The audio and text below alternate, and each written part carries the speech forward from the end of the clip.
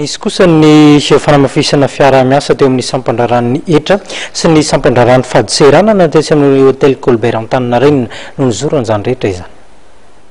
Nahatratra amin'ny valopolo-isan-jato ny tany etra nampidirin'ny sampandraran'ny etra araka ny teti-bolam-panjakana tamin'ny mpiandohana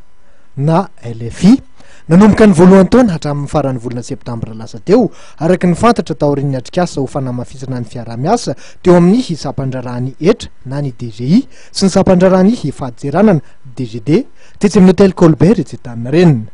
Tanjona ny anatsarana ny tany etra amin'ny ankapobeny. Raha hiasa ireo dia ny fanakalo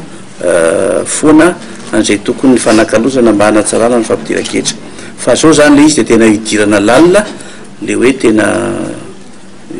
ujerena mipitsipitso ny madinidinika mihitsy ahoana ny fomba hanatanterana ny fiara-miasa ny fidinana eny fotony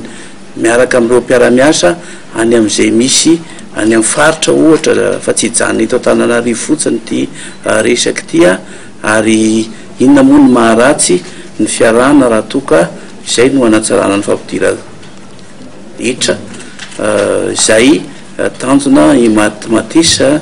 ny fitondrana amin'izao fotoana izao mba hialana amin'ny fiankinana amin'ny avy any ivelany. Fanahafana nametraka ireo paikady entina hirosoana amin'ny fanatsarana ny fomba fiasa eo amin'ny DGI sy ny DGD ihany koa ity atrikasa ity. Voalohany dia mahakasika ny fifanakalozana ara-tarimarika sy ireo données samihafa. Tsorina zany fa teo aloha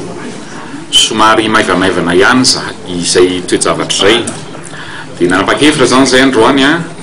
fa ny données mahakasika ny